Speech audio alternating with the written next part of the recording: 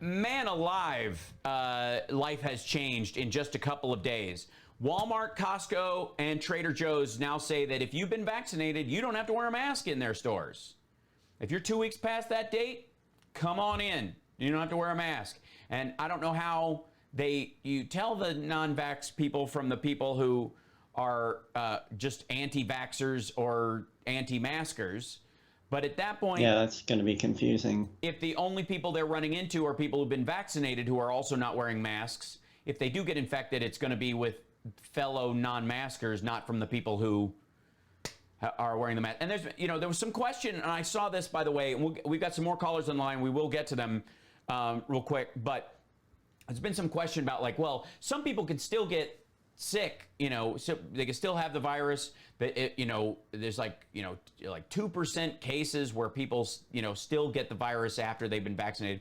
This is true of the flu. This is true of all vaccines. This is true of every vaccine ever. The difference is like statistically, your chances of running into someone get smaller and smaller and smaller. The fact that you've been vaccinated, the fact that you're interacting only unmasked with other vaccinated people or people who've already had it who aren't carrying a separate strain, and you are vaccinated, you can also avoid those other strains. Statistically speaking, that the chances that, let's say you are one of those people that will get sick even though you've been vaccinated, you increasingly are surrounded by people who have also been vaccinated, they are not carrying the disease nor shedding it. So even if you were one of the people likely to get it and carry it, you are interacting in life with fewer and fewer people who are carriers of the disease. And the majority of the people that they're finding who have gotten the disease after they've been vaccinated, got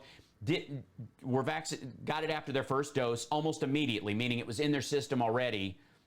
And before the vaccine started to work its way up into their system and build up the immunity, it took hold, that kind of thing. The other thing is that it was before their 2-week window when they had full immunity past the second dose in case of the Moderna and the Pfizer vaccines and the like. So, and they were in areas where lots of people don't care.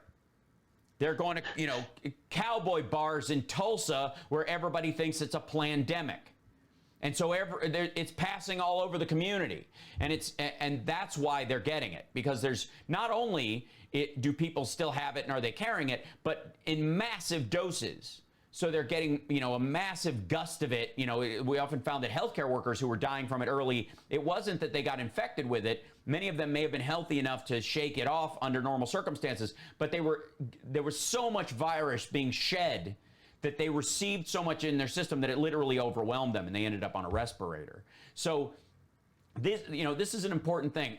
More and more, the reality is that, again, 80% of the people who get COVID, who are exposed to it, will be asymptomatic carriers of it. 20% will have a serious outcome and possibly need hospitalization, which 15% of them will either have long haul symptoms, recover fully, which we don't know what fully means quite yet, or they will. And then the other 5% will flat out die. Will be on a ventilator or are prone, and then they will pass away because their system can't handle it. And that's an enormous number of people in a country of 320 million people. If you just let her immunity take it over and just see what happens, which is what Trump suggested this time last year. Like, why don't you just let it go? Just let it, when he was like, some people are saying, why don't we just let it loose and see what happens? And then we find out, like, who was that person that was asking Dr. Fauci and Dr. Birx that? It was Trump. He admitted to it. He was the one who asked that because he didn't want to manage it. He didn't want to be president during a pandemic. He wanted to be president that could spend a lot of military taxpayer funds on military stuff and run up a deficit and be Santa Claus and then learn where he can best buy real estate in the future because of the, American security and where we know that, the safest beaches in the world will be for the next 20 years because of military action by the United States. That kind of stuff. That's what he wanted. Basically a way to, and of course, somehow to get Moscow, Trump Tower Moscow off the ground. Let's grab another call real quick. Who do we have first, Lady B? We have Robert from Florida. Oh, right on.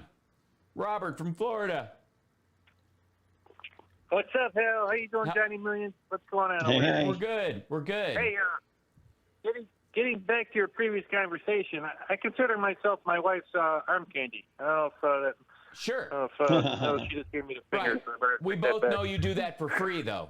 We both know she would never pay you for that. Yeah, let's be honest. Hey. Yeah. Can you pay to be someone's arm candy? That's interesting. Yeah, but go ahead. All right, I called because of what I saw here. Now, I live in Florida, and every 2-3 years we have a hurricane, and people prep. You know, they go to the supermarket, buy extra bread and milk. They get gas for their cars and their generators because the variable is you don't know how long you're going to be without power. I get that. Sure.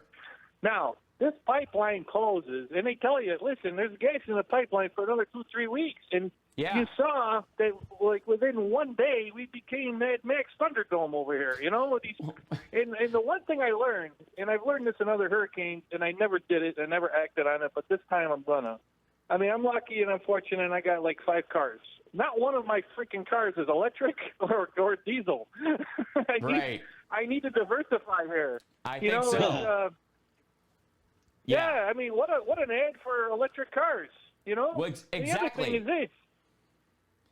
You know, my wife, she makes me get the gas because she gets skeeved out going into the gas station. I don't blame her. I don't want her going there anyways, right? Right. But what a way to just drive by them all the time. You know, her commute is less than 40 miles. You know, I gotta get an extension cord and plug one in, and that's it. You know, and that's it for especially her. Especially in Florida, where you have a lot of sunlight. You know, and a lot of the people. You know, I forget who it was like Hannity or one of these doofs was talking about, like, well, if the power goes out, then what happens to your electric car or whatever? Well, first of all, if you have a lot of people, especially like Tesla owners, will often get the Tesla wall battery, which not only can you power your car off that, but it pulls energy in. It charges itself at off-peak hours when it costs you less. Right. And if you have solar panels, it charges itself based on that anyway. So it might be slower, but eventually you'll be able to charge your car even in the worst circumstance as long as the sun keeps coming up every morning. And if it doesn't, you have bigger fish to fry than your commute. Right. Well, I don't understand how people's driveways, I'll make it a law thing that 50% of it's got to be a way of collecting energy, you know, like a solar panel driveway, you know, or a roof on your house. That should be part of your house construction now. Right. Well, and also we also need white roofs so they reflect sunlight like ice does, which would help with global warming instead of black roofing or gray roofing. We also need the Army's been working on roadways that generate energy from the heat, not just solar energy where there's panels in it that draw in, but just the heat of the asphalt itself, being able to heat water for other sources, especially in areas like Florida or like Vegas, where I am right now, where you just have brutal heat most of the year. You should be able to make some of that. And don't forget, Wyoming, who hates the Green New Deal, 1,300,000 of the people that live there, who all have 2 senators, even though they have a third the population of Los Angeles, have more geothermal than almost any state. They could run almost all their energy needs just off of geothermal, but the heat from the ground, right? Right, yeah, but the Green New Deal is communism, right? Yeah, let me just say this. The other thing, my wife made a great point. She says, "Okay, looks like this company paid off the demands of the thieves, right? Right. And they paid the ransom. These thieves are in Russia. Now, whether or not Putin has any control, I tend to think that he does, because you don't operate anything without his permission. No. And if he does, you got to kick upstairs. But then again, it's such a small amount, $5 million. But so my wife made a point. She goes, well, Biden should just tell Americans, listen, as long as these people are our adversaries, you should do the same thing to them. And I'm like, yeah, you know what? Let's close the Borscht factory and say, hey, listen, if you don't pay up, you're not going to get through the front door. Or the vodka factory. The vodka distillery, right? Shut down all the potato farming. You just gave me the finger here. We have to take a break. We got to take a break, Robert. We're over the break. Thanks so much, brother. Stay safe, and tell me what electric car you get. I'm excited to hear eventually when you do it. I think you should. At the very least, maybe you could get a diesel one and run it off French fry juice, like the hippies in Portland used to do before they set the whole city on fire. We'll be back right after this.